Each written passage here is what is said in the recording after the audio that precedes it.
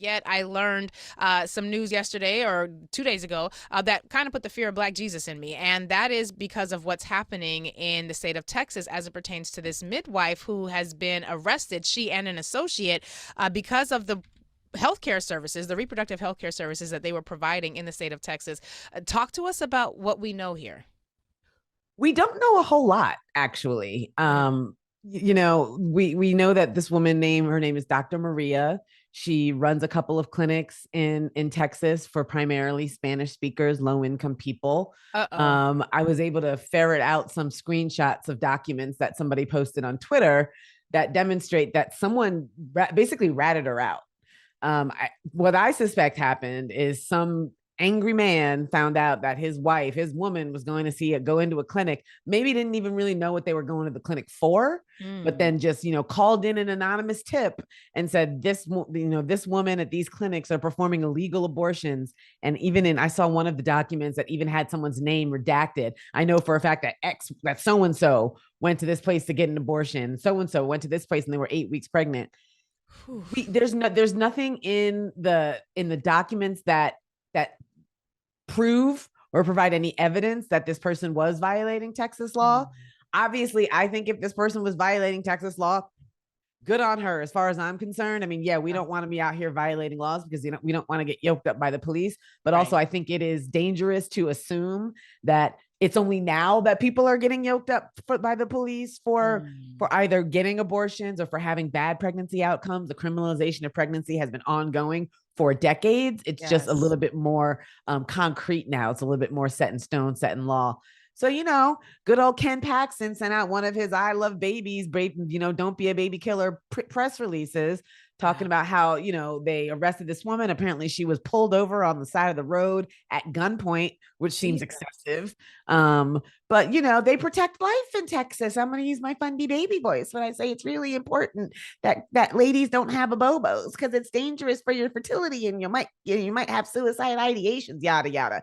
I mean, Texas is ground zero for a lot of anti-abortion, anti-trans, anti-civil rights measures. So I think it's important to look at how the law enforcement handles this case, how the attorney general handles this case. We know that Ken Paxton is not afraid to go after women who he thinks are violating the law. He's currently suing in civil court a Dr. Carpenter in New York for providing abortion pills, pursuant to her New York medical license to people outside the state of New York, including in Texas.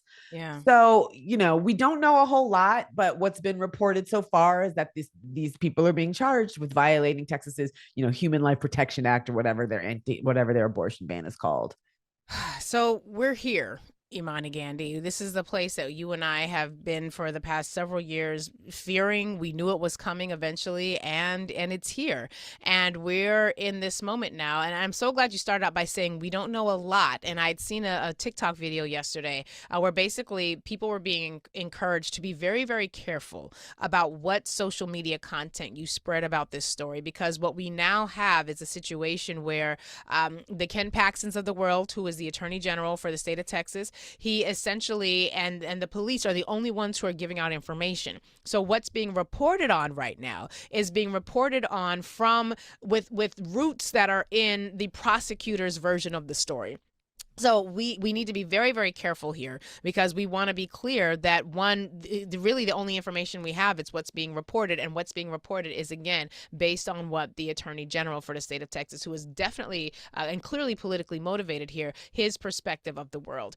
Imani, one of the reasons that this, in addition to just the fact that the facts alone are horrific, we also can tell a few things about this midwife. She appears to have a name that is of Latino descent and heritage. Her name fully, I want to get it here, Maria Margarita Rojas. And she and her assistant, Jose Ley, who was also arrested and charged with the same offenses. According to the records, we see that they are being held with a $500,000 bond. I had read that it That was 1.4 million for one person and 700,000 for another. Oh my God. So even the numbers of the bond we're still not even quite clear about. Right. This is what Yeah. the I New mean, York that's Times is reporting. Take it with a grain of salt. But we're in a moment right now where this is the state of Texas that brought a civil case against Margaret Carpenter, that doctor that you were just referencing, for sending pills to Texas residents. So they're coming at it from both ends. Both medical providers in the state of Texas are at risk. Medical providers outside of the state of Texas in that risk. And what we learned about Margaret Carpenter was that while she did not appear to defend herself in that case, she was ordered by a judge, because I guess there was a default judgment entered against her, to pay more than $100,000. So even not appearing and not participating in the lawsuit is no safety harbor, because you can then be issued a default judgment where you're going to be held civilly liable anyway. They're coming at this, it feels like, to use a very American appropriate metaphor, with all guns a-blazing, Imani.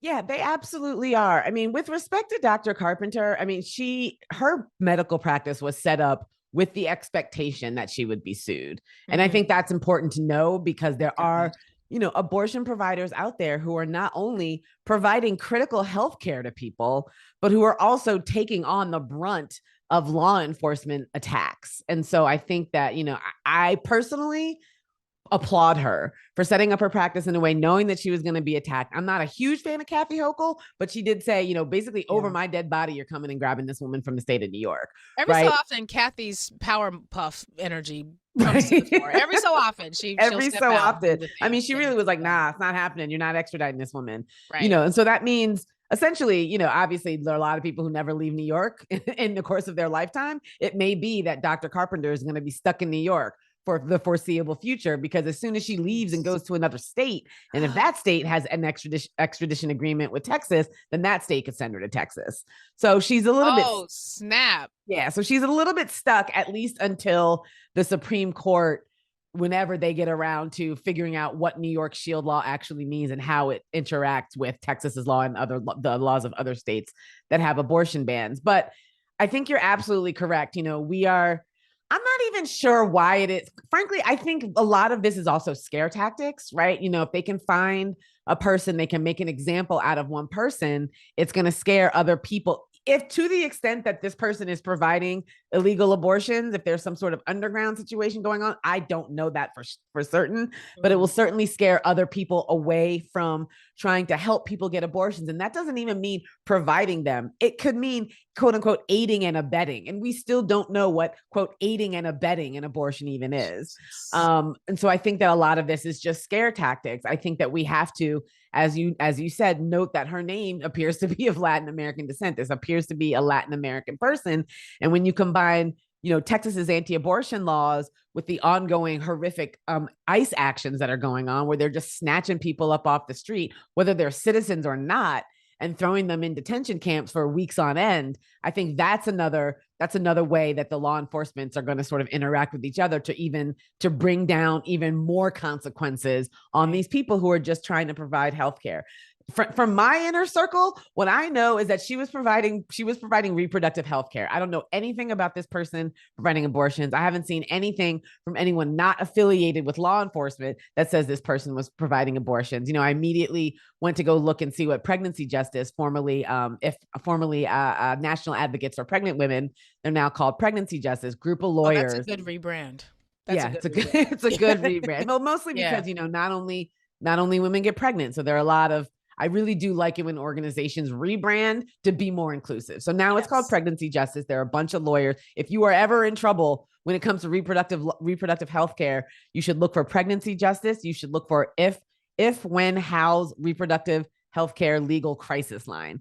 But I haven't really seen them saying anything about what this person does. So in my view, I don't want to speak out of turn. I don't want to say that this woman's doing things that she's not doing. And I think that it's dangerous to make any sort of assumptions about what she is doing, because we know that there are a lot of unhinged people in the anti-abortion movement, and they have been given more and more sort of leeway to continue to attack providers. I mean, we now know that Donald Trump is not going to instruct his DOJ to enforce the FACE Act, which is the Freedom of Access to Clinic Entrances Act, or to the extent that they do enforce the FACE Act, it's going to be in favor of these quote unquote clinic sidewalk counselors, which are Mm, really just folks screaming bloody murder, holding up abortion porn, and calling people baby killers. So right. it's definitely a situation that people should keep an eye on, but it is the first, I think, domino that is going to lead to a lot of other dominoes falling, and whether or not people are actually providing abortions. They're trying to take away reproductive health care writ large. They're trying to come after contraception. If they can get this woman off the streets, if they can close her 3 Mm, clinics, then that's 3 clinics where people can't go to get contraception, to get Jesus. STD screenings, to get cancer screenings. I mean, all kinds of non-abortion related reproductive health care. So I think that's really important.